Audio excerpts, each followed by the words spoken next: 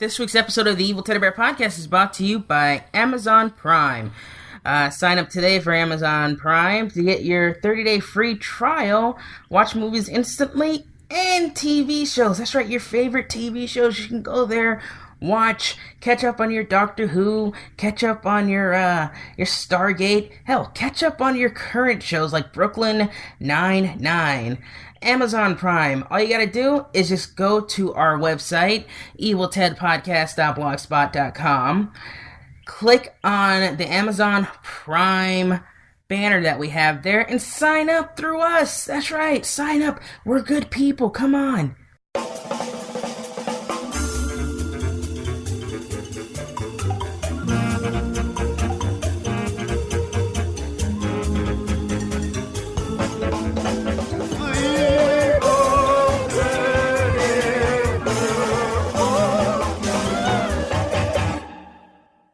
Welcome to the Evil Teddy Bear Podcast, guys. This is Korey. This week's episode, we've got two people on the show. First up will be America Young, stunt woman, actress, all-around fucking ninja. I feel pretty much nerd girl. She's one of the nerd girls that are basically kicking ass, I would say. She's got a movie she's doing right now called The Concessionaires Must Die. So, go check that out at cmdthemovie.net, or go follow them right now on Twitter at making of CMD right now, at making of CMD right now.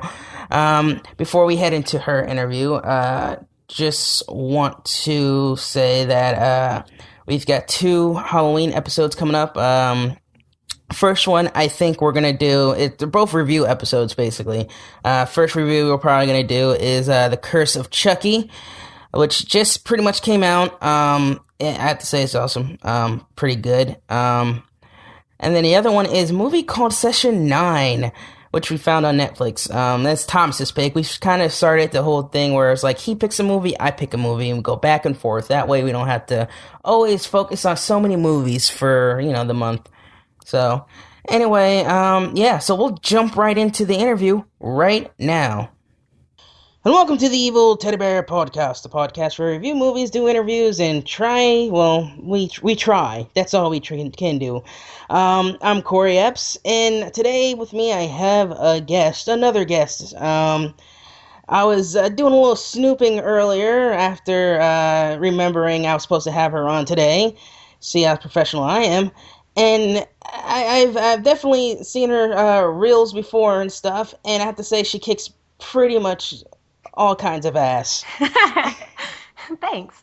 Can you please introduce yourself? Yeah, absolutely. Hi, my name is America Young, and I am an actress, voiceover, stunt person out in Los Angeles. You are like a quadruple threat. Yeah, you have to diversify, otherwise there's no way you'll be able to exist out here. Yeah. I don't know. I'm trying to do many things in the whole podcast community. So far, just one thing other than podcasting I've tried my hand on.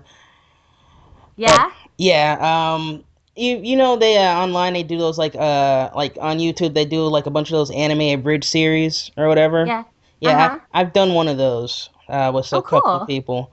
I did a Danny Phantom one. I don't know how long that's going to last. Probably won't, because we already had some... there's always going to be an issue with the original company. Right. Of course. But, it was fun. I got to play Tucker, the black kid, which... That's awesome. Is it out? Yeah, it's out online. It's actually...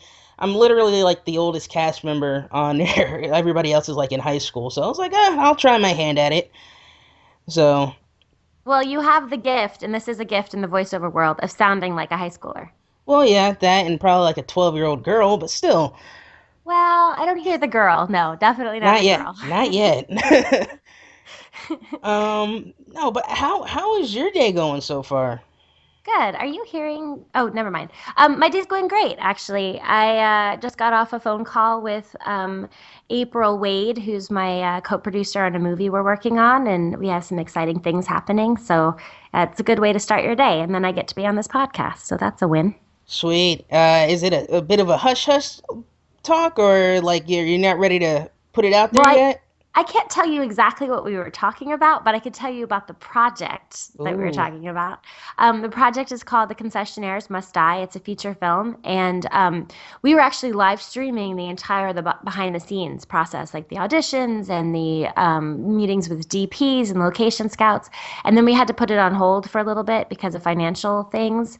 And so we were just talking about April and I were just well, I can't tell you what we were talking about, but it's good news. Well, that's good. But Yeah. getting work done, getting stuff done. That's pretty cool. Yeah, absolutely. Trying, constantly trying. So I'm excited about the project. The website is the making of CMD, concessionaires must die.blogspot.com. And you can see like the press release and some of the live stream videos and stuff up there. And hopefully we'll be updating it very soon. Nice. So where are you from originally? I've moved around all over. I moved almost every year of my life, so I don't really ever know how to answer that question. I usually just go for like the first place I was born. Like I've done the same thing Oh, most of you my life. have? Yeah, I'm originally from I was born in Kingston, New York. Okay. Then we moved to where my grandparents live in Hillburn, New York, which is a very small town. And then to Atlanta, then to Colorado, then back to New York, then Georgia again, then to North Carolina, and then all over Georgia again. So I mean, I didn't help the whole trying to make friends kind of deal because you'd be friends with somebody for like maybe a couple months or a couple like a year or two, and then you're gone. Yeah, it's true. But then you become really good at making friends. Yeah, yeah. I found it's been a lot easier. I found it's a lot easier making friends in your 20s though, rather than like in your teens. Because I mean, I guess when you're a teenager, you're still kind of trying to get used to a lot of different things, and you're going through like the whole transference of becoming an adult or whatnot. But like, y- but as an adult, you've already experienced all those kind of awkward moments with people and stuff like that. So I mean, Yeah, I also think as a teen, like the sense of the ability to survive is having your clique and your group, and you're so insecure maybe about who you are, kind of based on what you're just saying. You're so insecure about who you are because you haven't had all those tests and tribulations yet and figured out who you are that you're afraid to like reach out and include somebody new, you yeah, know? So I think, yeah, making friends as a teen can, I went to four different high schools. So making friends as a teenager can be really hard. But if you can make friends as a teenager in a new school, then I think you can make friends with anyone, anywhere. yeah, true. I don't know. One high school I went to, the one I went to in New York. Because I moved back to New York after Georgia at some point, and I that was the first high school I went to where actually people started noticing me. I was like, and I felt a little weirded out by that because I was like, I'm used to kind of being ignored by people and kind of being my own little world back then. So Yeah. Why were they noticing you? Because you were attractive? no, because I was no, thank you, but no, no, This is a because great picture, by the way, on Skype. It's like this really warm, friendly, like, but self-depreciating smile. It's a good picture. yeah, that was me really drunk. Well, it works for you. It's like, no, my friend, Christy, took that. I think it was our friend Brooks' last day of being in Atlanta or whatever, because she went off to Malawi to do like Peace Corps stuff.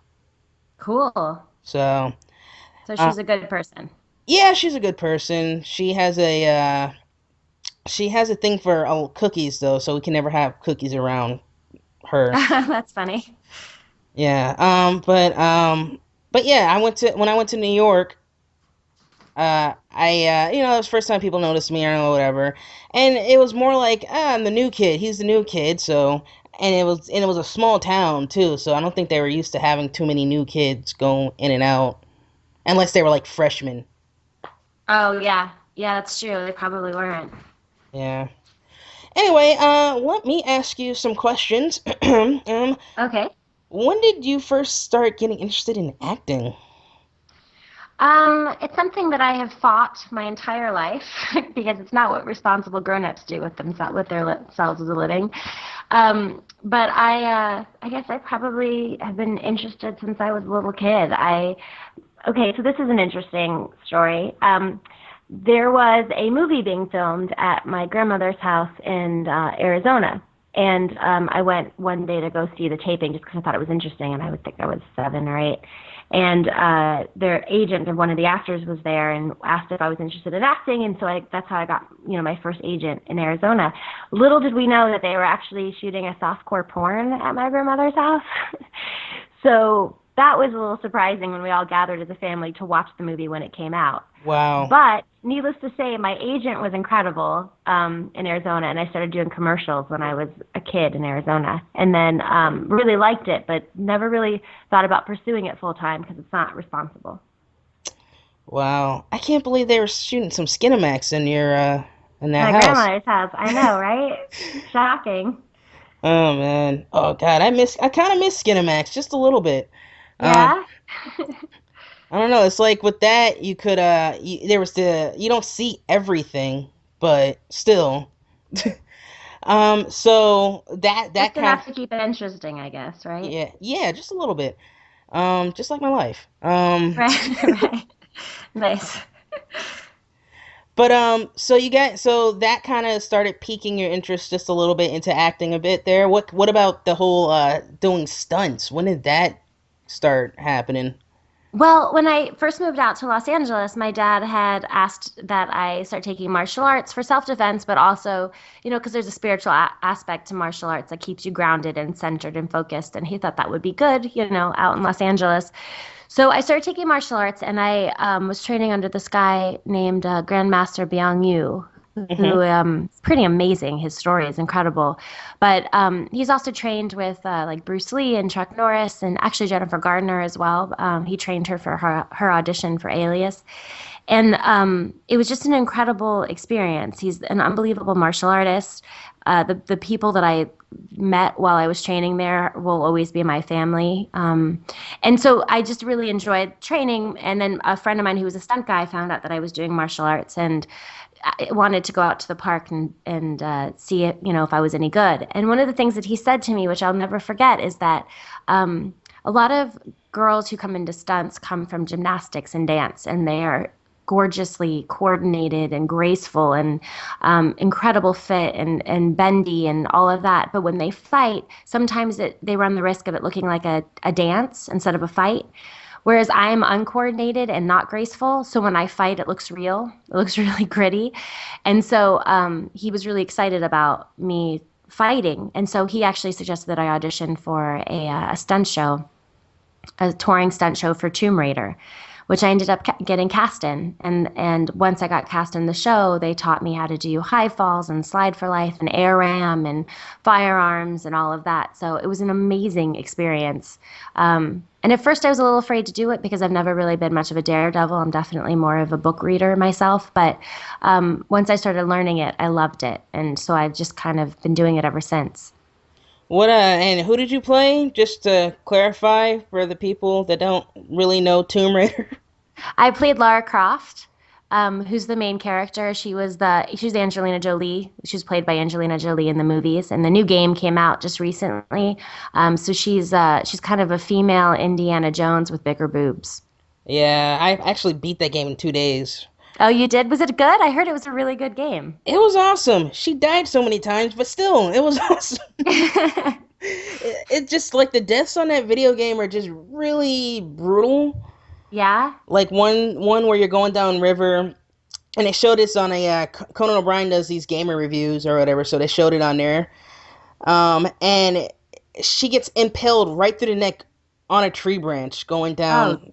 Jesus, really? Yeah, and then there's another something like that too, where you're parachuting through like all these woods, so you got to be careful. But yeah, I mean, just like every horrible thing you would pretty much you think would happen to a human being just happens in that video game, basically. And she's so adorable in it. Like that's what I thought was interesting at this version of Tomb Raider is previously she was just like this buxom, gorgeous, sexy person but didn't seem real, you know? And in this one she's the cutest girl. And so Yeah. like it makes it a little bit harder when you see her die violently repeatedly. Well, she goes from being this like harmless girl who is like, and she's not really harmless. She's just like very ambitious about like, the history of everything, basically, to being like this. Like she ends up leaving a bit of herself on an island by the end of that video game. A bit of herself, you mean like her soul? Well, Or like like she or becomes kind of like hard. a leg. Like she becomes kind of hard a little Oh, bit. okay. Like you can Yeah. tell she's not the same person she was when she entered that island. That's kind of sad. Yeah, but I mean, But it was all it's for the amazing better. that that can be portrayed in a video game, isn't it? Like that's what amazes me about video games is the in-depth storytelling and incredibly complex writing that happens in them now. Saints Row 4, I've been working on Saints Row since Saints Row 3. So there's the downloadable content and then Saints Row 4 which just came out on Tuesday, and the writing is incredible. Like the writing is better than pretty much any movie I've worked on recently. Like it's just the sense of humor and the character development and all of it is, I don't know. I've become such a big fan of video games as storytelling modules instead of just like mindless entertainment. Yeah, you're actually the second girl I've had on the show that has been in a video game. Oh really? Who else? Misty Dawn. Awesome. Yeah, she was in the recent release of Rise of the Triad. Fantastic. That's awesome. Yeah, yeah, I'm making my way down the line. No. Nicely done, sir. Nicely done. Yeah. But yeah, do you remember your first game system that you've ever played? Um, I think Mortal Kombat is the first one I can remember. Really? Although I still have like the contra code is still like part of my breathing. So obviously I must have played that as well. But I didn't play it that much when I was younger because I like story, and a lot of the games I found when I first started playing didn't really have the kind of story and character development I really liked. My brother played, and so I would play with my brother a lot. Yeah. So it was a while ago, but I don't I don't know that I could ever really consider myself a gamer. Yeah, I don't really consider myself a gamer at all because if I did, I wouldn't be doing this right now. I'd be trying to do like video game competitions big time.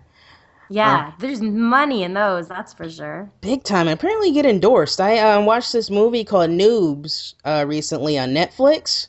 Yeah. It's got Jason Mewes in it, and so that's what kind of drew me to it. It was like, Jay from Jay and Silent Bob. And it's actually about that, and it was actually a pretty freaking sweet movie, I feel. It was a Um, documentary you said, or was it an actual it movie? was an actual movie. They filmed, Okay. but like I think it's like straight to DVD kind of deal. Like they made a premiere somewhere, usually like it did a screening somewhere, but it's definitely a straight to DVD movie. Okay, cool. But yeah, it's about video gaming and being a gamer, and I mean the main story is like this guy who's obsessed with video games ends up getting a divorce from his wife. His wife ends up divorcing him, and his friends end up taking him to like this game competition across the United States and California, and they enter to try to win like I think it's like 5 million, so they each get like 1 million apiece or whatever. Holy cow, that's amazing. Yeah. So and then of course they, well, I don't want to give away the ending. It's Oh pretty. yeah, spoilers. You can't Yeah. do that. I don't know. We But spoiled. I feel like I can kind of guess. I can kind of guess where it ends. Yeah, yeah, yeah. Actually, you know what? You could probably guess it. It probably, because I tried to make that same guess because a lot of those movies, but I mean it's probably not the same guess. I don't Oh know. really? Okay. I don't know. Ugh. Um, my mind just scattered all over the place just now, just a bit. No. So, speaking of movies, what kind of movies are you into? I like action movies and I like comedies. Those are my favorites. So I loved Pacific Rim. I loved it so much. It was beautifully shot. I loved the concept of giant robots and giant monsters. And Guillermo del Toro actually managed to find a way to put a lot of heart into it as well. So I loved that. I'm excited to see Wolverine, which I haven't seen yet. I did not like the last Wolverine. I thought it was poorly executed. Nobody did. Yeah, I thought it was so. Oh, good. It makes me feel better. Yeah, I just did not like it at all. But I didn't understand the storyline or why they used that kind of. There's so much about Wolverine you could do, and they just did it wrong. But I've heard this one's good, so that's exciting. I like action. I also like comic book movies, but I feel like I'm getting a little oversaturated on them. And I think what frustrates me about so many superhero movies, even though like that's my thing, like I've been reading comics since I was a kid, the thing that frustrates me is I think it's just again the studios being afraid to do anything original, you know? So while I'm thrilled to see characters on the screen that I never thought I would ever actually get to see on the screen, like Iron Man or any of the Avengers, I'm a little frustrated that it means that the studios are afraid to do original content. Yeah. So that frustrates me a little bit, but yeah, I'm excited, and I have no comment, by the way, about Ben Affleck as Batman Damn it. All right. Okay. because I'll just go off on a nerd rage rant, and you don't No, want to no, hear we're that. no, So no, no. This is that kind of show. No, I woke up this morning like I probably got up like 3:30 this morning, maybe 4 o'clock. And I was like, okay, I'm gonna go to the bathroom, check Facebook or whatever, do what I normally do. Maybe put in some work or something. And next thing you know, I'm like, Ben Affleck is Batman, and I was like, okay, yeah. this is a joke, right? So I haven't used punked in a long time, but it's like someone's punking me, right? And it's just all over the interwebs and stuff, and it's just like, no. No, no, no, no. And so I literally just put up a tweet. Oh, the world just took their crazy pills today, didn't they? Yeah, I mean, I don't. And here's the thing, like if it were Joss Whedon who had done the casting, or if it had been Chris Nolan, maybe, or I don't know, there's other people out there, other directors out there, producers out there that I'd be like, all right, I don't see it, but I trust them. You know, they have proven themselves time and time again. And I think Ben Affleck is an incredible director. And when he plays a certain character, I think he's a great actor as well. But I don't see him being able to pull off Batman as I've always seen him in my head. But after Man of Steel, Zack Snyder, like I don't, I don't, no, I'm not okay with this. So we'll see. I don't think I was going to go see the movie anyway after Man of Steel. So really shouldn't, I have no right to be angry about the casting when I wasn't really invested anyway, but it's just dumb. Yeah, and top of that, I think a lot of people are still a little wounded by his Daredevil performance. Yeah, and I don't know how much of that was his fault. Like, you know, like the director has a lot to do with it. Yeah. And the script was pretty awful too. So like, you know, like I don't want to put too much blame on him, even though yeah, Daredevil was not what it should have been at all. But I don't know how much of that was him. Like it's really hard to sometimes distill it out to whose fault it is, you And know, especially when it's bad. When it's good, it's pretty easy to tell who's get to be praised, you know. But somebody said this last night when we were talking about the casting, and I thought they hit it dead on. They said, you know, it's not so much about if he's bad or okay for Batman. It's like finding the person who was born to play that role. Like Robert Downey Jr. was born to play Iron Man. Like I don't think that there's another person out there who could have hit Tony Stark and all the nuances and the complexities and the intelligence the way he does. So I don't feel like Ben Affleck will be awful. I just don't feel like he was born to play Batman, you know? no, and I would have gone with some of the other choices that they put up there. Hell, I would have gone with Carl Urban for God's sakes, but Right, right. because Well, and he they had some good, they had mediocre choices, but they were better than that. yeah. I don't know. Someone threw John Hamm's hand into that, but I thought they were trying to go younger a bit, not a little bit older. But although Ben Affleck's, still he looks like the same he does back in the 90s or whatever. At least to me he does. Yeah, he hasn't really aged at all. But based on what they've released so far about what they want this movie to be, it sounds like they're basing it on The Dark Knight Returns, which is Batman in his 60s. So I don't know. There's just been so much conflicting information out there. It's really hard to tell what they wanted, because obviously he can't, unless they're going to do Batman in his 60s and then tell the movie through flashback. And so they're going to age Ben Affleck. Um, I don't really know. Yeah. What were your issues with Man of Steel? My main problem with it was that there was just so many plot holes that didn't make sense. Like I don't mind when people revamp the canon. Like I'm not a purist. And if they have a cool twist on things, I'm open to it because I like that kind of exploration and freshness and uniqueness, kind of like what they did with Batman, with Christopher Nolan. But like just right off the bat, they established that you were born and bred and genetically engineered to be the best of whatever it is you're born to be. So Zod was born to be like the leader of the army of their militia, and Jor-El was born to be the scientist, and yet somehow a scientist bested the head of the militia in hand-to-hand combat. Right off the bat, that made no sense.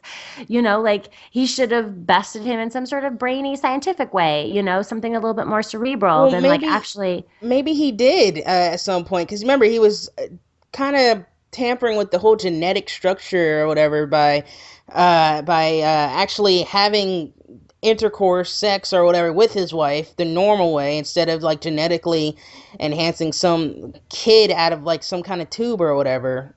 So maybe. And I think what you just said is the most brilliant explanation for a plot hole. Like if they had said that, I would have bought it 100%. But they never addressed it. You know what I mean? Like they never said this is why this is happening.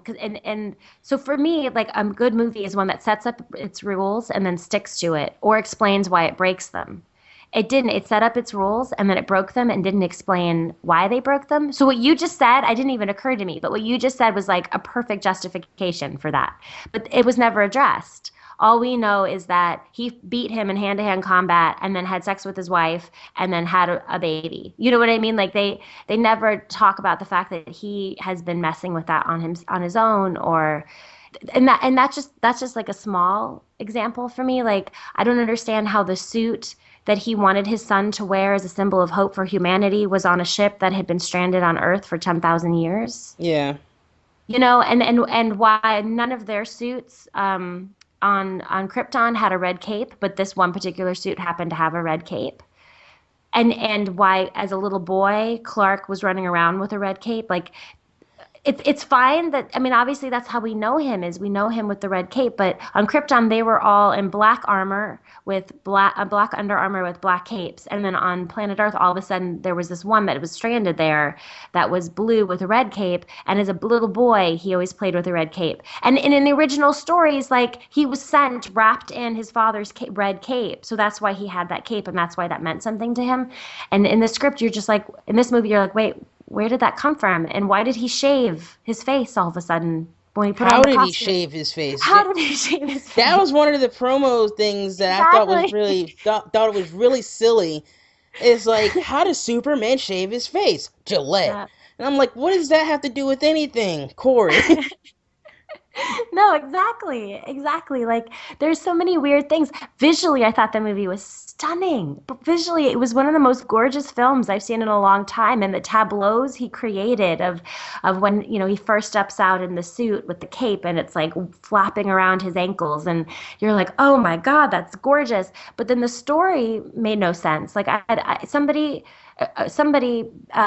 Kal-El, every time he hears people screaming for help all around him. I mean, that's why he has the Fortress of Solitude. That's why he has to go under the water and focus on just his mom's voice and all of that.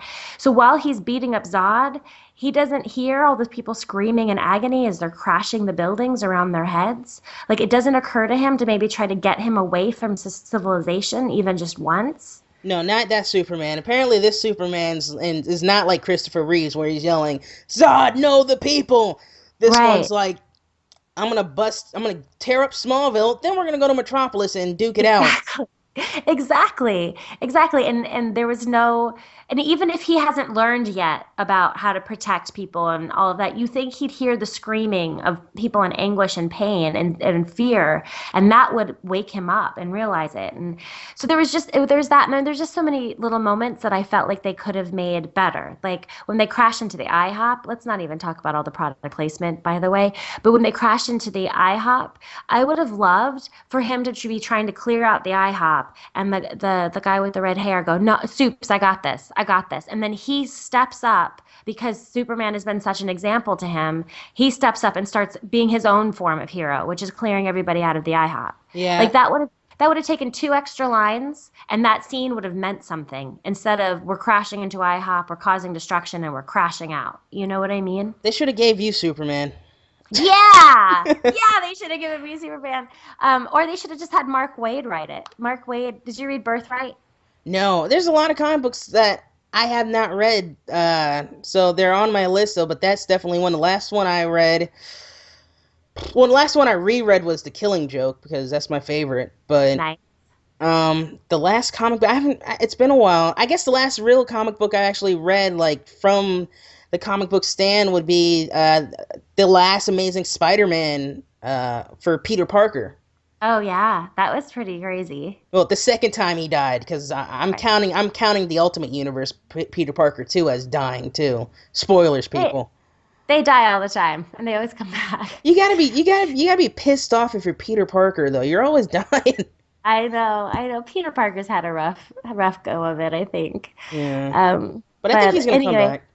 I think he will too. I have a strong feeling he will. But Mark Waid did like the best compilation of canon and everything. And if they borrowed like the good moments of the movie, they borrowed from Birthright, and some of the dialogue in the commercials was almost word for word from Birthright. So if they had Mark Waid write it, I think it would have been fantastic. So those are my main. I mean, I could go on for a while about Man of Steel. My main frustration was it was so close to being awesome, and then it missed the mark in a small way, which made it like hugely off the mark. You know. Nice. What was the last comedy you saw in the theaters? This is the end, I think is the last thing I saw. Oh my God. Okay, I haven't done a review for that yet, so we're gonna do a real quick Evil Ted review with Okay. special guest America Young.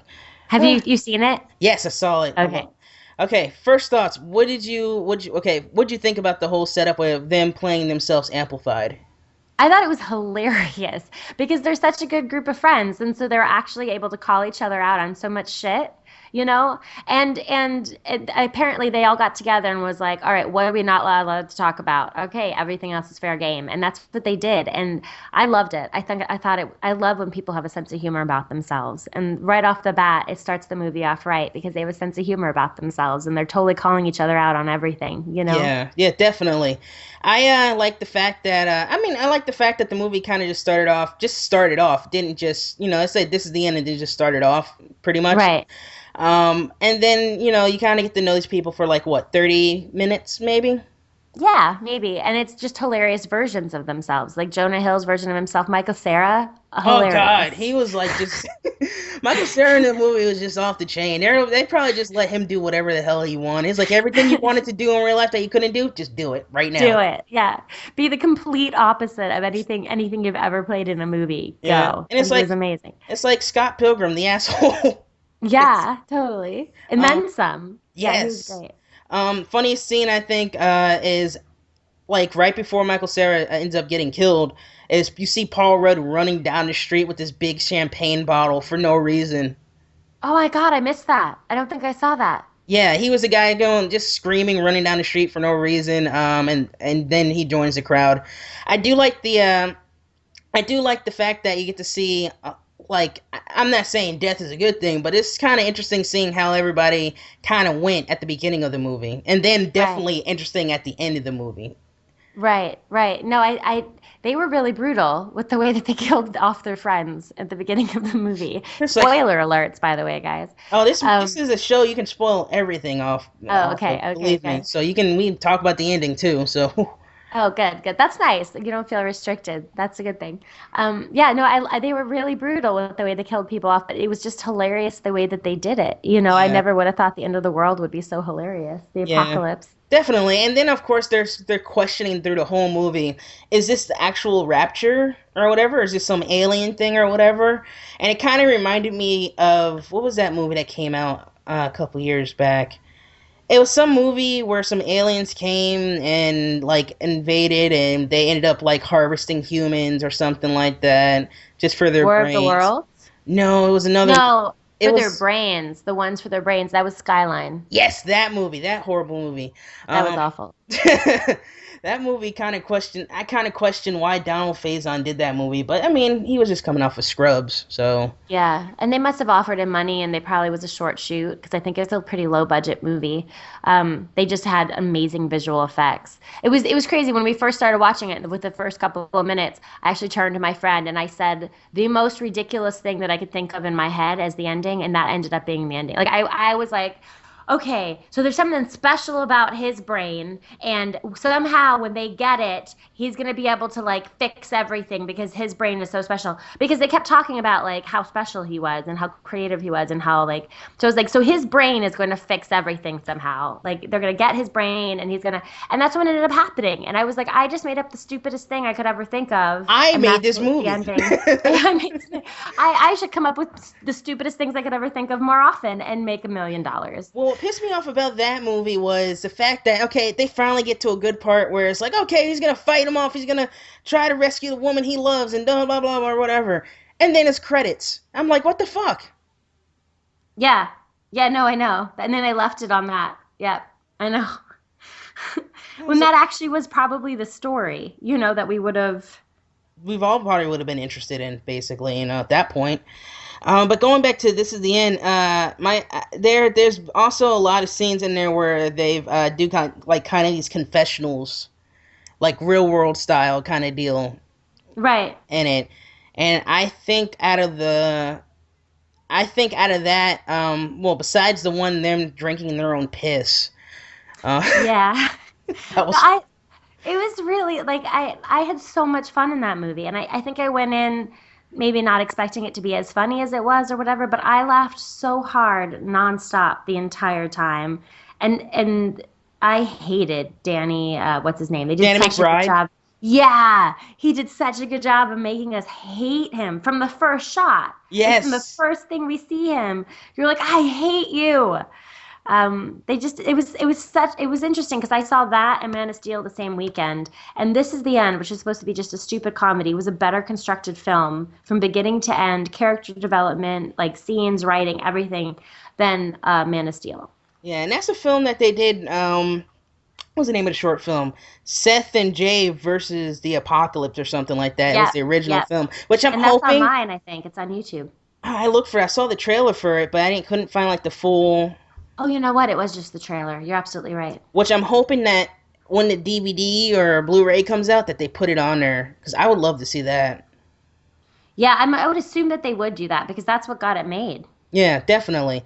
It's like I'm trying to think what was another. Oh, like that movie Nine. They have the original short film for that before that movie actually became a movie. Oh, they did? Oh, that's cool. Yeah, yeah, yeah. Um, and then of course, but yeah, Dan McBride. A lot of the guys I feel like died the way they probably would have died in real life if Yep. something like that happened. Like Danny, like you don't really see Dan McBride get killed. He just goes off. They kick him out. Right. Him and James Franco end up having this just like this whole tension between them the whole movie, and it all over not just like a magazine. He just hates Danny McBride.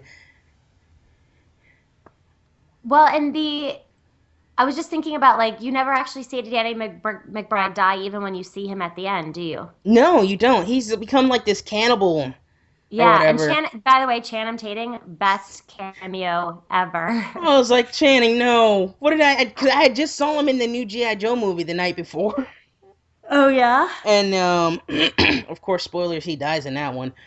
Um, because that's how they played it up in the trailer too. So I'm not spoiling anything actually. Oh good. Okay.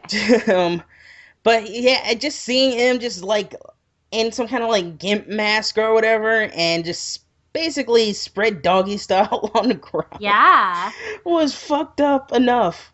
I know, but the fact that he had the sense of humor about himself to do that, like I loved that. Like that gave me a whole new respect for him. Yeah, and we had to probably see that coming because they talked about him a little bit. They talked about him just a little bit in Right. the film. Yeah, you knew that he like lived down the street, but Yeah, it was enough of a surprise, you know? it was like, oh yeah, we just saw him and just found him wandering the highway, pretty much. And then of course, Craig Robinson in that. I just, as a black guy, I'm always thinking that the black guy is gonna be the first one to go. I have to tell you, that's what I hated about Skyline. That's one of the things I hated about Skyline.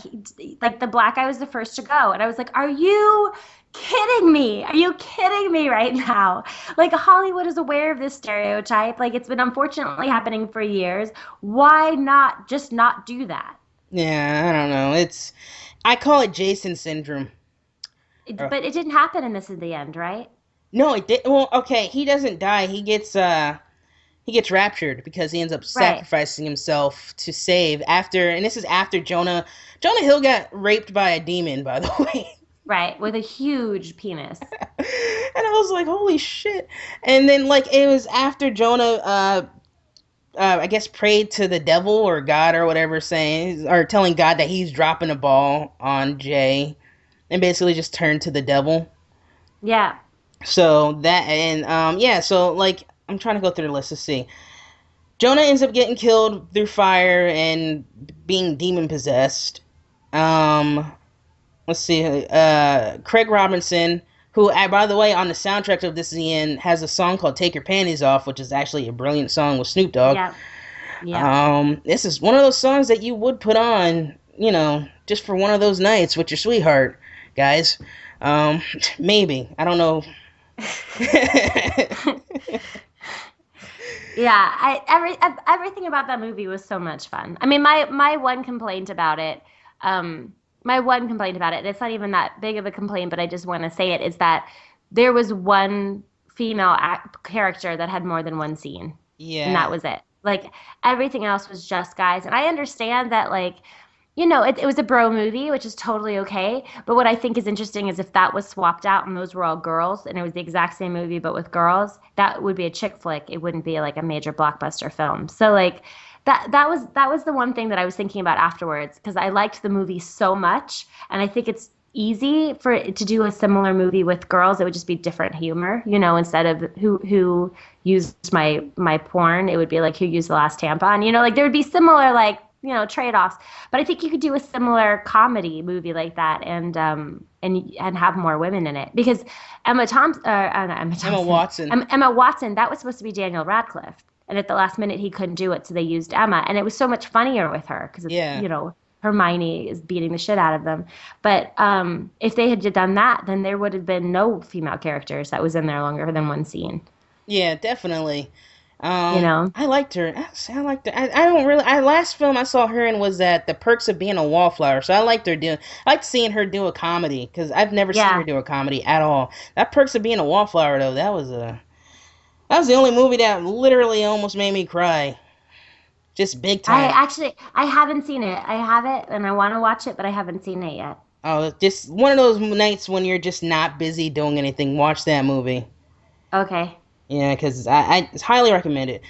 So basically, what are you rating this movie on a scale of 1 to 10? I mean, it's for me like a 7.5 easily. Uh, yeah, I am actually rating. I'm actually rating. I would give it for me since I kind of like movies like that. I would give it a 9. The 9. The only reason why a 9 because they had the Backstreet Boys cameo, and that's about it. Um, That does earn some points. I'm a pretty hard rater though, so 7.5 is really high for me. yeah, that's pretty good. Yeah. Um, yeah. So yeah. Going. That was Evil Ted reviews, guys. No. So yeah, you said growing up you read always read comics. You're definitely a comic book girl or whatever. What have you growing up? What comics have you read? What superheroes have related to you the most? Kind of started with Batman, but X-Men was always the one that I loved the most.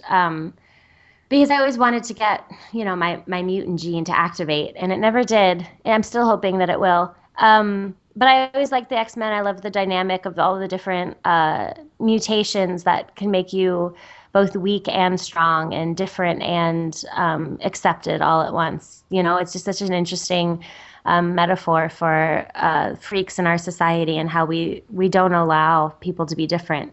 And yet somehow, usually those differences are what makes us evolve and become better as a species. Yeah. Let's see, for me, I didn't really get into comic books until after the Spider-Man animated series and Fox Kids. Back when Fox Kids was a thing, guys.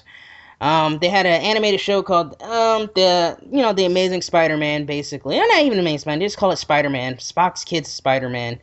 The one thing I was pissed off about that show, that pissed me off about that show, is the Yeah. fact that they ended it on kind of a cliffhanger. We never know if he finds Mary Jane Watson or not. I know, but they do that all the time with TV shows that get canceled before they were ready, and then you never know what's going to happen next. And it's the most frustrating thing because you're so invested and Yeah. then they don't release it. I mean, the same thing, like, thankfully with like Firefly, we got Serenity movie that kind of tied up some loose ends. And, every That once in a while movie, you'll that get movie to, almost made me cry too towards oh, the it end. totally made me cry. I was like, Walsh, Totally no, what the cry. hell? Of all the people who had to die, he was the last one I was ready to see go. Yeah, me too. He was the last one. But yeah, it's always so heartbreaking because you know that the TV writers had something amazing planned, but they just didn't get to it. All right, cool. Okay, well, real quick, I know you've got like a busy day ahead of you. Do you want to throw out any other projects that you're working on? Anything you want to promote, real quick?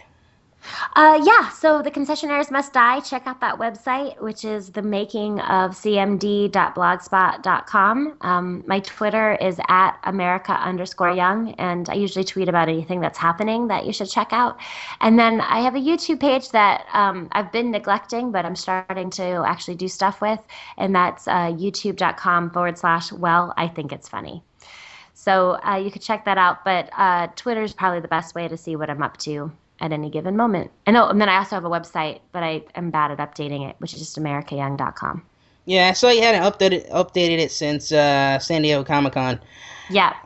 Which is actually that's not too bad. It's not too bad on it It's about it. not too bad. Well, the day after Comic Con, I left for Israel for 3 weeks, so it was a little bit hard to update it from there. And so I've just been trying to catch up ever since I got back. Yeah, I know you went to go fight your own private war over there.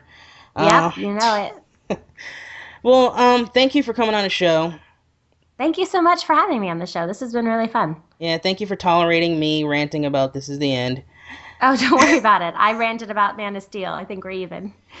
And you are welcome on the show anytime to promote whatever or whenever you want, or even if you just want to chat. Believe me. Thank you so much. I appreciate that. All right. This is well, guys, this has been Korey. I'm pretty sure I'll put something at the end of this too, at some point. I don't know. If not, it'll probably. You know what? I'll put at the end of this me bitching about Batman and Ben Affleck being Batman. That's what I'll do. Yes, that's the way to end it. All right. Well, for the Evil Teddy Bear podcast, this has been Korey. Keep on watching movies, guys. All right, that was America Young, everybody. So I hope you enjoyed that interview. We've still got one more interview to go. Yay! Don't forget to check out her website, her movie that she mentioned on the show. I mentioned at the beginning of the podcast. We're gonna take a real quick break, a commercial break for people to, go take a snack break or something, just like an intermission, I guess, or whatever. And I'm gonna input this ad here because we gotta pay some bills, guys. On top of that, if you guys want to help out the podcast, don't forget to click the donate button that's on our website, eviltedpodcast.blogspot.com. All right.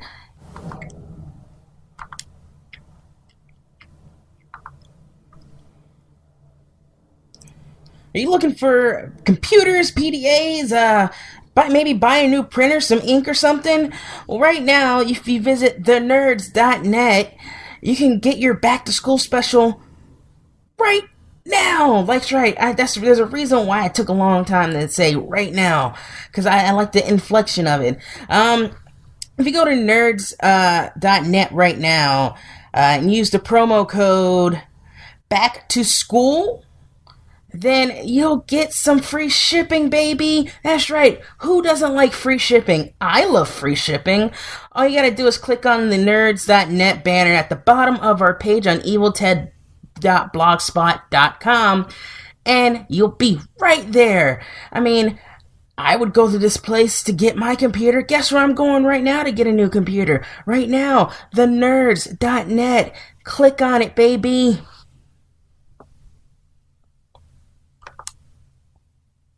All right, we're back, folks. All right, my next guest is founder of the Geekie Awards. She's made Skyrim parodies. I basically give the same introduction on the show. We talked about Walking Dead, a little bit about working in the industry she's in, and just all around geeked out about just everything on here. Kristen Nedopak. That's right. So here, enjoy this interview, guys. And welcome to the Evil Teddy Bear podcast, the podcast where we review movies, do interviews, and we try not to well, you know, I can't think of a third thing usually, guys, so hey. Alright, so this chick I have on today has been basically kicking ass on the internet for, I don't know how long. I first discovered her I first found out about her through her Skyrim parodies that she posted online, little shorts that she's put up online, which are actually pretty hilarious. And then I found out more about her when she started the Geekie Awards. If you guys didn't watch the Geekie Awards, you basically missed out, but there are clips online. Do you want to introduce yourself? Hello, guys. I am the badass chick, otherwise known as, I like that introduction, by the way, otherwise known as Kristen Nedopak. And yeah, I'm the creator of the Geekie Awards and lots of other fun sci-fi fantasy related content, fun stuff, all that jazz. Nice. Yeah, I decided to give you the Kevin Smith treatment. I love it. I could go with that any day. You just call me up every day and give me the Kevin Smith treatment. It's like I need you to present something real quick. Yeah, right? I love it. He'd be great at that, right? Wouldn't he? We actually wanted him at the Geekie Awards, and then we thought, well, maybe we're too small for him this year, but maybe next year. No, I feel like he would have done it. Well, you contact people and you contact all their reps, and sometimes you just don't hear back. Yeah, and I think his So I think next time if we have a little bit more leeway. Yeah. Yeah, it's really not about whether the people do it. It's about whether you sound big enough for their reps to send them the information. That's what we find. Yes. That's Hollywood for you. Oh, man, I'm gonna stick with Hollywood Atlanta since that's there you go. Oh yeah, are you going to Dragon Con this weekend? I'm going to Dragon Con for the first time ever this weekend, only for one day, but I mean it's better than nothing. Oh, it's amazing. You're going on Saturday, right? Yes, Saturday I'm gonna go. Cause I think that night they have like a MST3K thing going on at like 11 p.m. So I'm going to see that. That's awesome. Well, so here's my Dragon Con tips.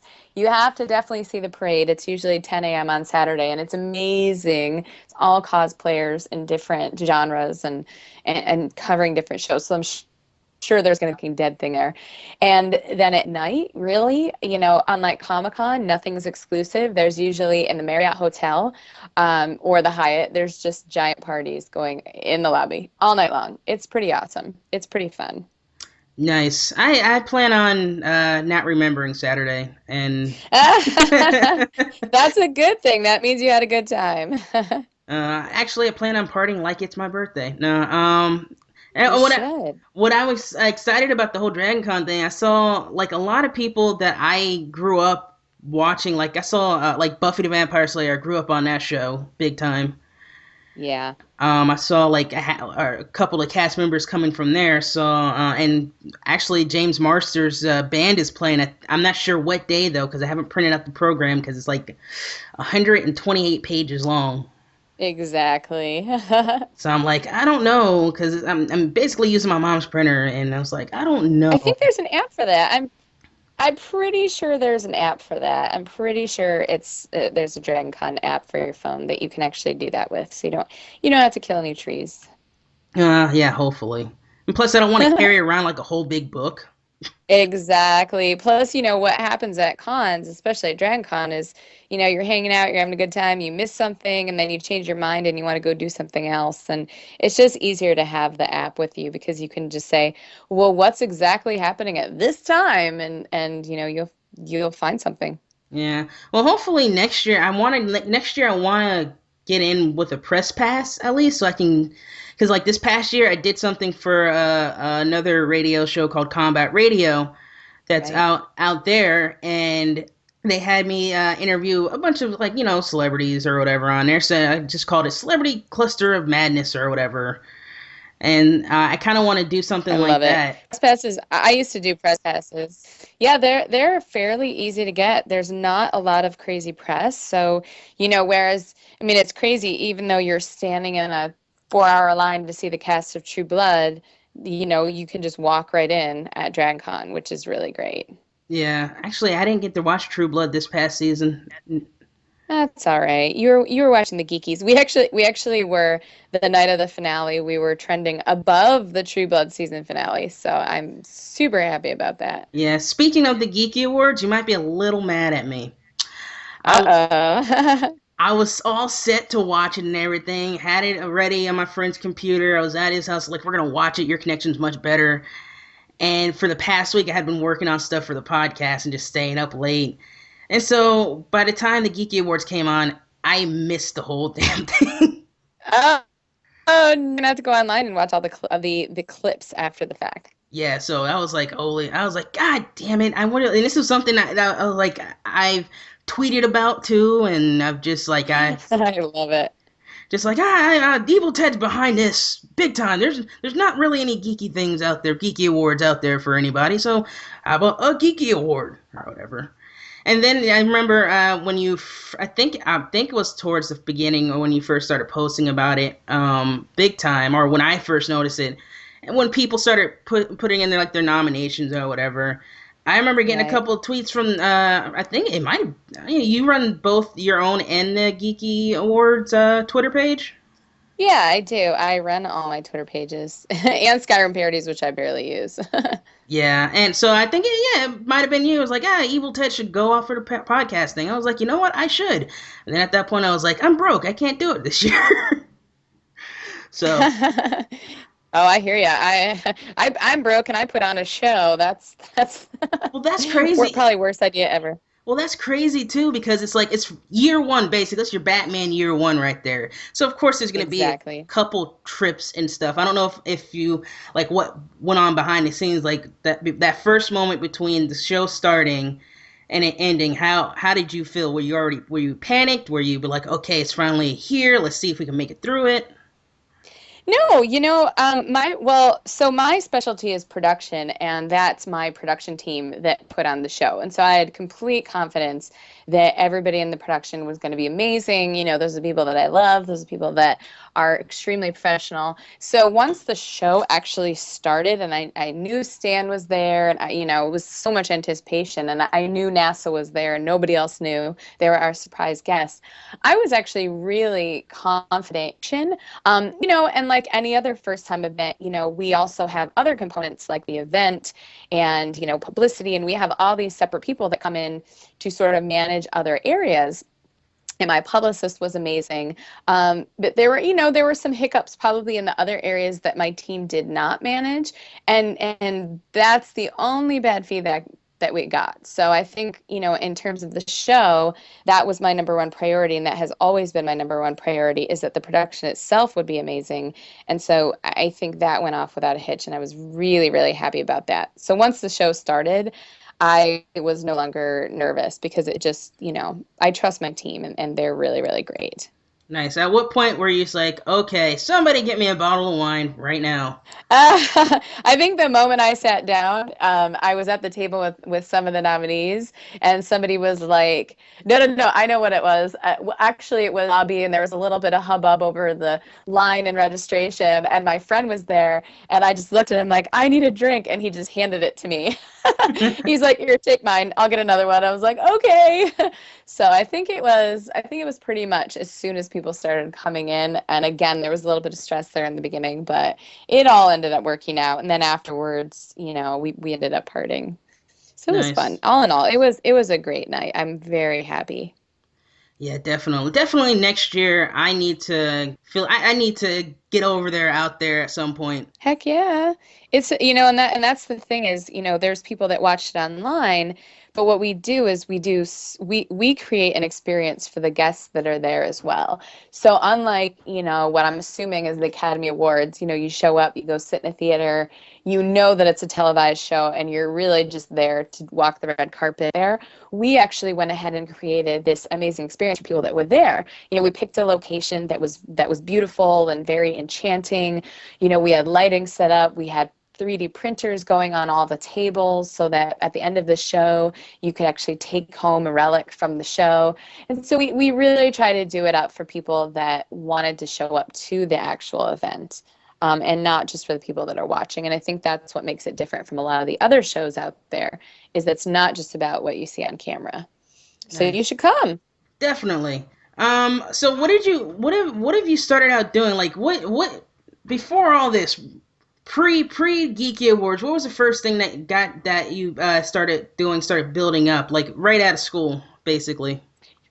Well, I was actually an art major and an acting minor, I guess you could call it. And so for the longest time, when I first graduated, kind of since then, and since had sort of this dual career, I started off as an illustrator and an actor, and I realized very quickly that that was not, neither of those were fields that you were going to make a lot of money in or any money at all. I mean, people, just to give you an idea, people see Hollywood as this glamorous place, but at the end of the day, an actor might get paid a few $100s for a day role on a big show. So you see a big show like The Walking Dead, and say I got booked on as a day player on The Walking Dead, I might walk away with a lot of fame from it, but I'm definitely walking away with maybe a few $100s. So, those are two fields right there that don't pay money at all. And so what I did was I actually got into the tech world, and I started off doing a lot of graphic design and user experience design, which is now a huge job. Back then, during the phase, that, user experience designer and graphic designer, those were still kind of new jobs that nobody knew about. So I worked for about 15 years in the technology industry. I worked for Microsoft. I was an art director for the Washington National Guard. So I did a lot of e-learning and training online and instructional things and branding for companies and a lot of that stuff.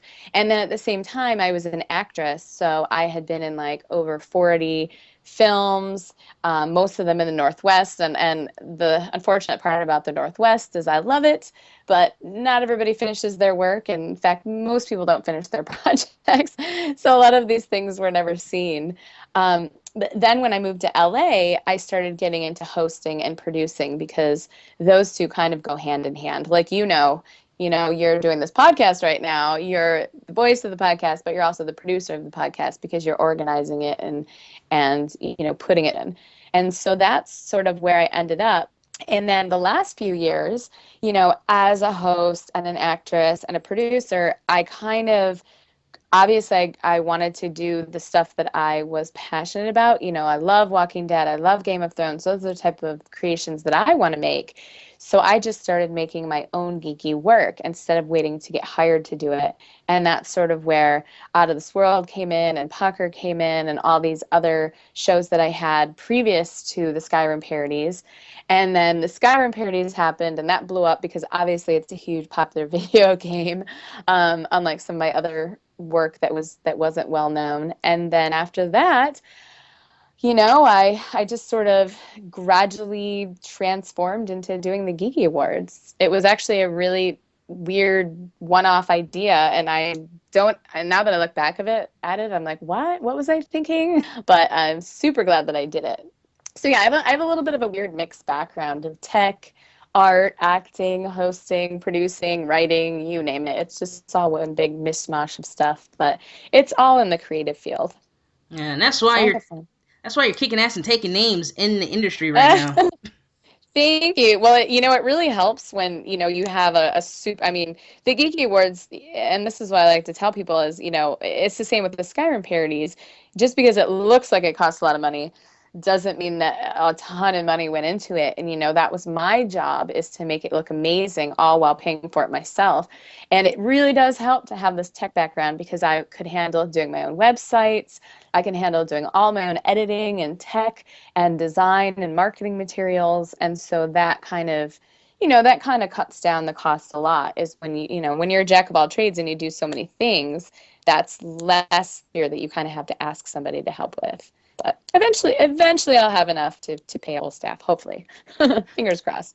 Yeah, I know for me, when like it came to first doing this show, I literally hit the ground like running Yeah. big time, because like I knew nothing about setting up a website. I still don't really know anything about setting up a website at all. Like one day, if I ever get enough money to hire a tech guy, I will. Um, I I didn't know anything about RSS feeds or, iTunes or whatever. And I was just kind of like going off of like basically Kevin Smith's model of just, if you have a speaker on a computer or something like that, and you have somebody else to talk to, do it.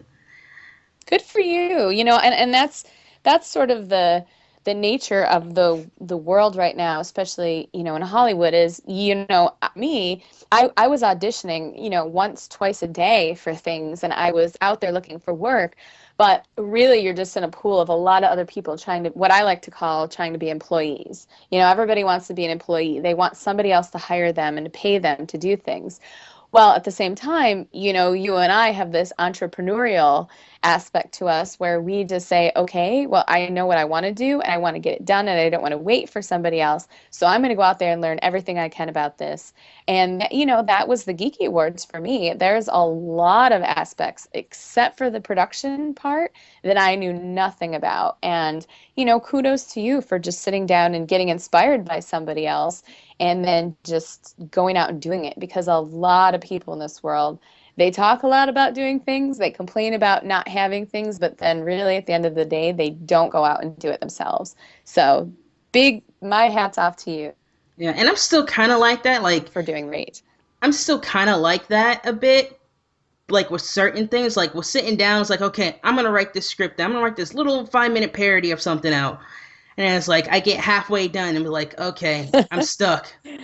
Where? Writing is the hardest thing to do. Don't let you can probably go to the moon easier than sit down and write something creative. That's what I think. I have many scripts that are half done, or not even half done, like a page is done or the outline's done. I'm like, it's one of those things where you really need to you really, really, really need to have willpower and a structure and a routine for writing. I truly believe that. If you do not sit down and make yourself write and know that it's going to take a while to get there every day, it could take all day to get a paragraph down, that's just what you have to do. I mean, writing's one of those things that's extremely difficult without without routine and much every single day. Nice.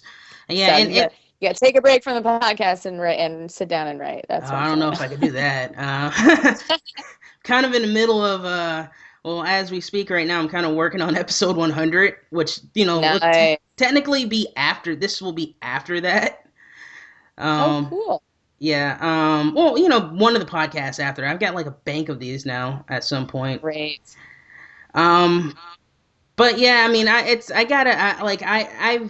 like, if you look at any of the parodies that we've done online, none of it's scripted at all. It's us just improving, and then with the little help of my co-hosts, editing, it looks like something at least. Yeah, well, good for you. I mean, again, it's just you got to get it out there, and you can always make things better as you go along. But again, just getting out there in place is a huge step, and not a lot of people do it. All right, well, let's talk Walking Dead, because I don't get to talk Walking Dead with anybody. Okay, what if No. let's recap a bit. Okay, season 1, all shit went to hell, 6 episodes. Yeah, I know. It was like 6 very short episodes, and thank God. Somebody told me they canceled it after, I think I was like, what? Ow, what? Ow, what is happening? No. But obviously that's not the case. So, Yeah, that first season of was I think the first season stays clearly closer to the books than the other two seasons.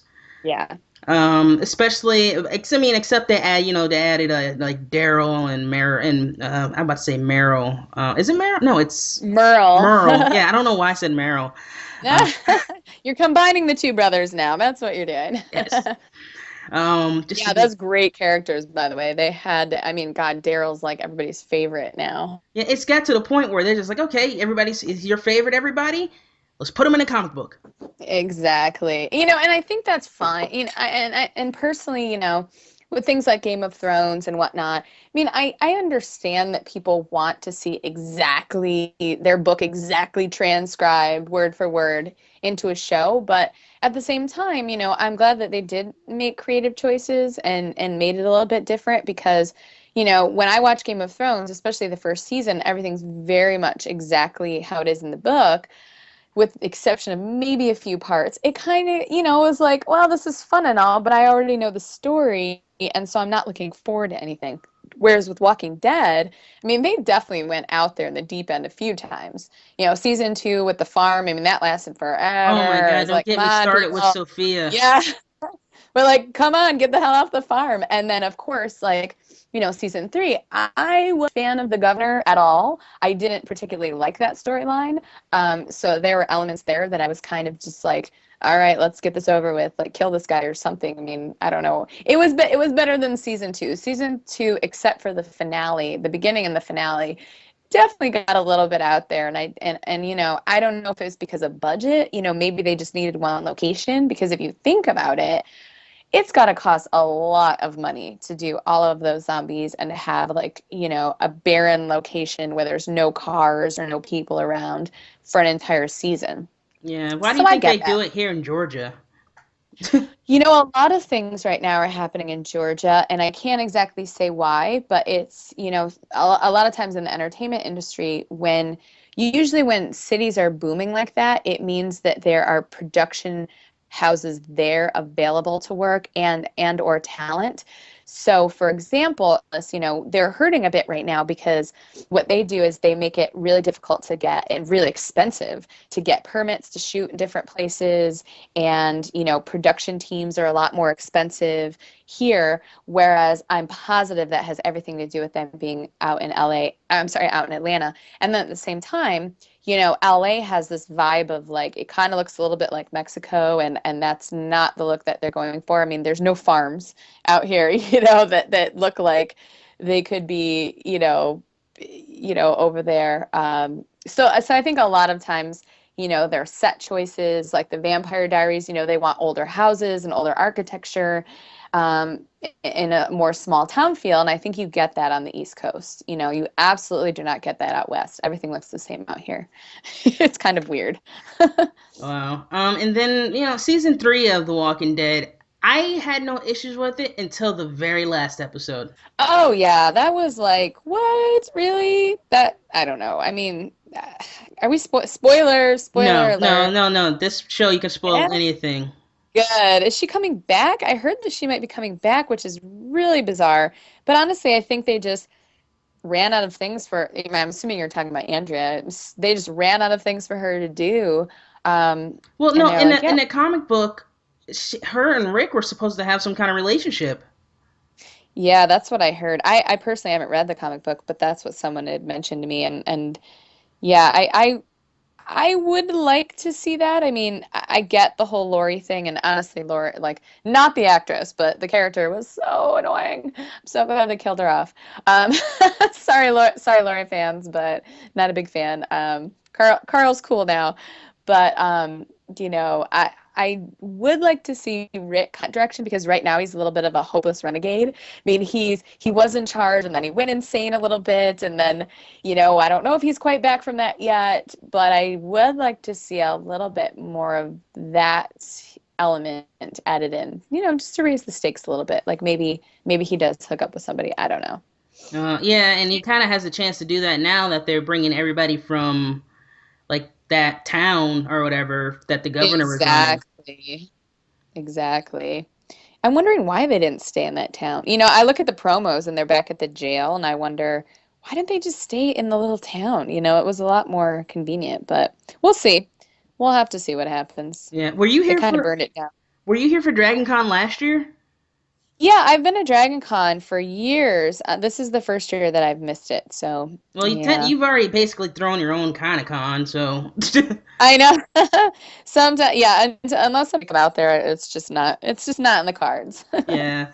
But did you ever try to? I know down here they have like the Atlanta tours or whatever, and one of the tours that they do is the Walking Dead tour. I actually haven't. I did the Vampire Diaries tour, but I actually didn't do the Walking Dead tour. But I did walk down to what is that, like Peach Street or whatever, the area where they actually filmed that whole opening zombie sequence for the pilot of the show. I was there because that's really close downtown. But other than that, I haven't seen anything. But that would be fun to do next year. Maybe when I'm at Dragon Con next year, I have to do that. Yeah, I and actually. Oh, go ahead. no, I'm about to say, and I've walked past that place so many times, not even funny at all.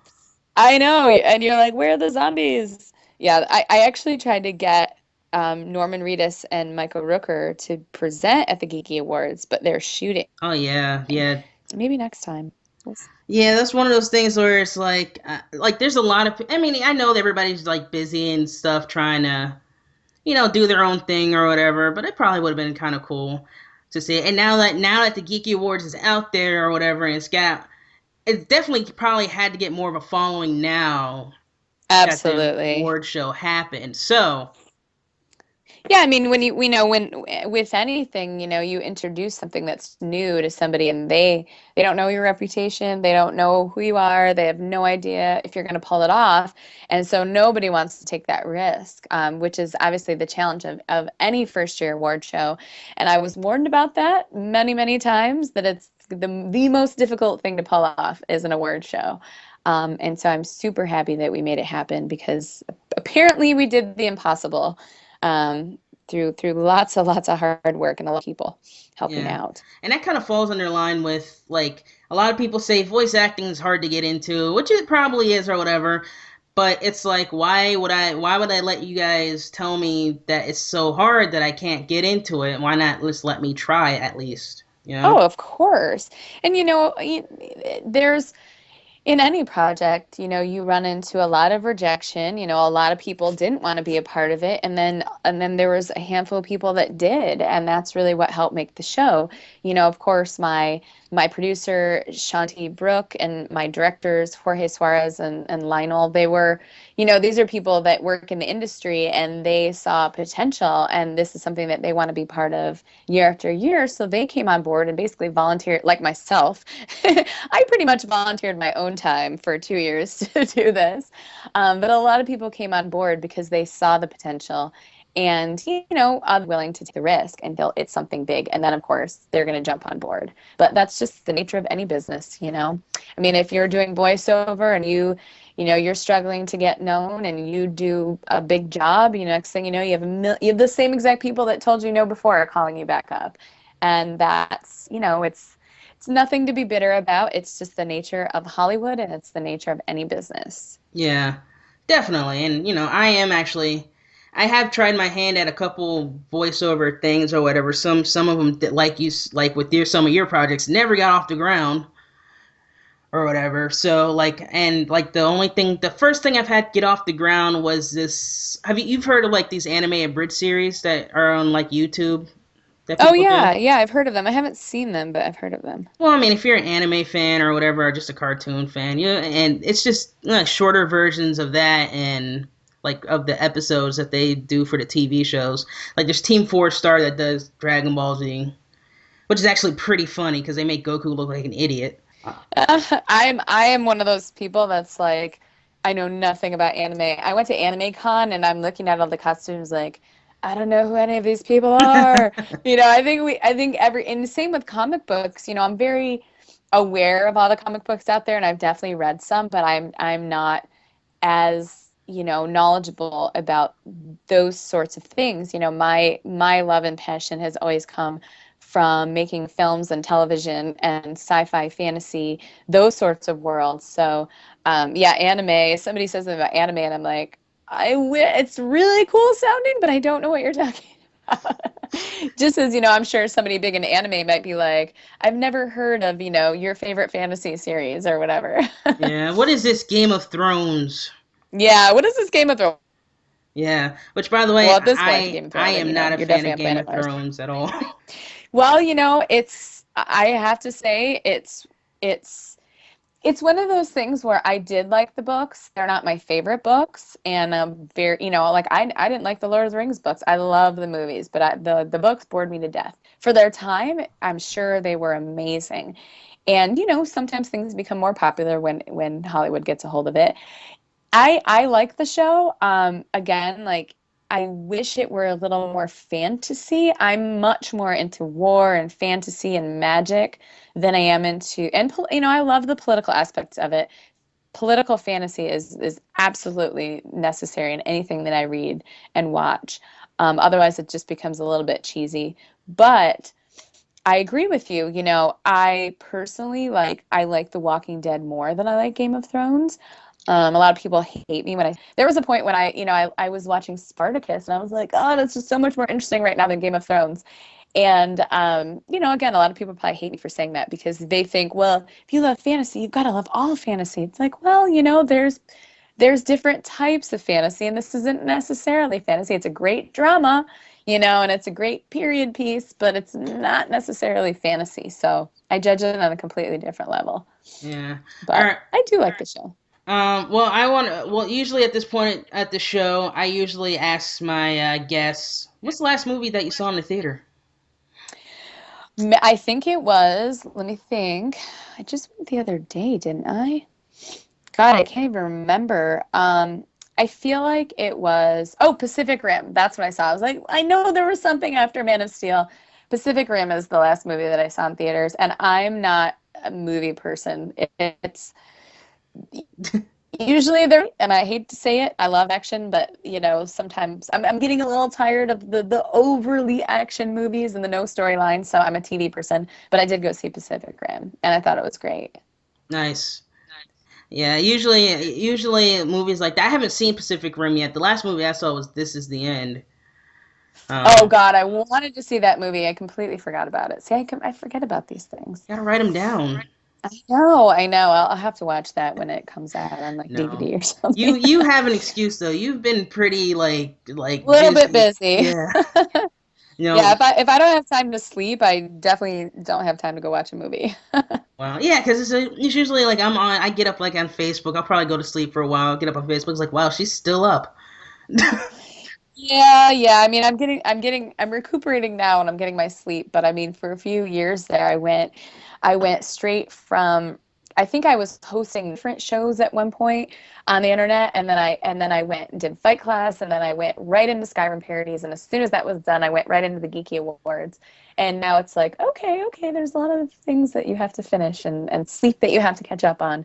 So I'm still busy, but I haven't been staying up till 4 a.m. That's just 2 a.m. That's my limit now. 2 hours. 2 hours of sleep I Yeah, need. 2 hours. All right. Well, I thank you for coming on, big time.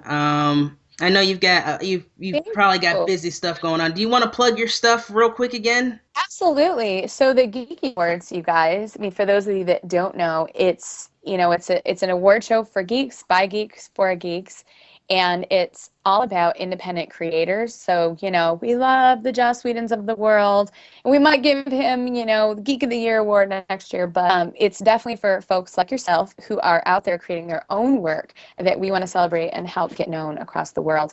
And you can find all the videos from the show we just had a few weeks ago on our YouTube channel, which is the Geeky Awards. It's YouTube, youtube.com/the GEEKIE Awards. And then, of course, the geekyawards.com, the Geeky Awards Twitter, the Geeky Awards Facebook. We're posting all sorts of fun photos. We did just have Stan Lee, and so we have tons of photos of Stan and Seth Green, who really, really, really helped. And thank you so much to them and everybody else that came, of course, to our judges, to my team, my production team, to everyone that helped out the event, to my publicist, to all of our sponsors for helping make year one amazing. And you can find out all of their information on our website. Nice. Hey, real quick before I let you go, you've heard about the whole. Everybody knows that Ben Affleck's Batman or whatever. Do you feel that like a lot of people are overreacting to that? Well, everybody always overreacts. I mean, here's the thing. At the end of the day, people weren't, I don't know if everybody was excited about Heath Ledger being Joker. And that man went into the deepest, darkest actor character hole on earth and pulled off some really amazing shit. Now, I personally haven't seen characters from Ben, so I mean, if we're judging on past work, like Johnny Depp does characters really well. Obviously, Heath was amazing, but I haven't seen that from Ben, and so I don't quite know what he can pull off, and I really do hope that he can pull it off. But I do think that people are overreacting. It's like, for the love of God, it's freaking Batman. Like, calm down, give it a chance. You know what? If it sucks, complain about it afterwards. But as a creator and as somebody in Hollywood, it's really hard to get judgment in advance before you've been able to prove yourself. And so I'm very cautious of not really knocking anybody until I see what they can do. And again, like, if I were to guess, I haven't seen anything that he can do that's relatable to a character like Batman, but you never know. People have coaches and they have time and they have talent that we've never seen, and maybe we'll see a whole other side of Ben Affleck that amazes us. Who knows? I'm open. I think people should just calm the F down, especially about Miley Cyrus. Like, please stop talking about it. It's so stupid.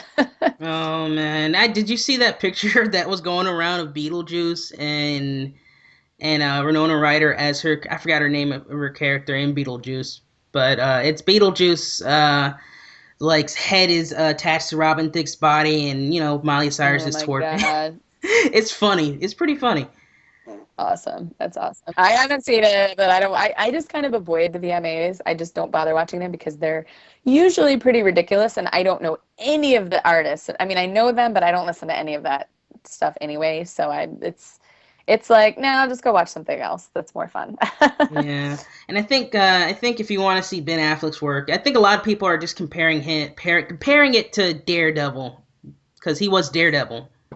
Of course, but again, it's not just the actor, you guys. It's, you can put an amazing actor in a crappy environment with a horrible director, and and a bad writing team and a bad network or a bad production team. There's all sorts of things that can happen, especially at something at that level.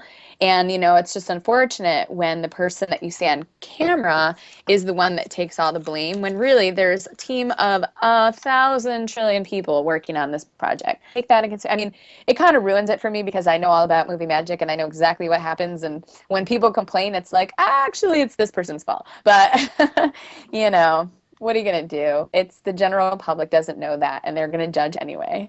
We're all just judgy. Judgy human beings. Judgy.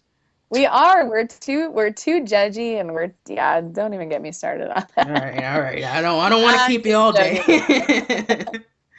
That's another podcast for another time. Yeah. All right. Well, thank you for coming on again.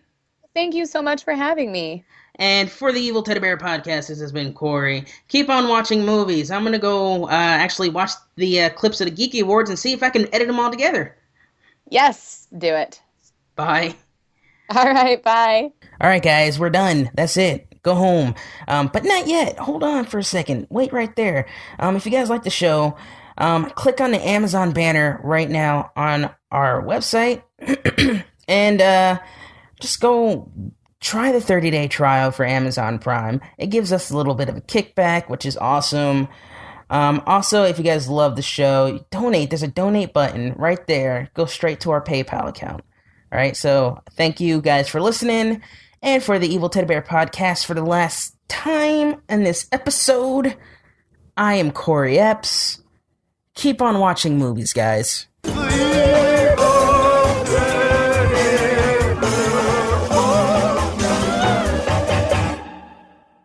This has been an Evil Teddy Bear production.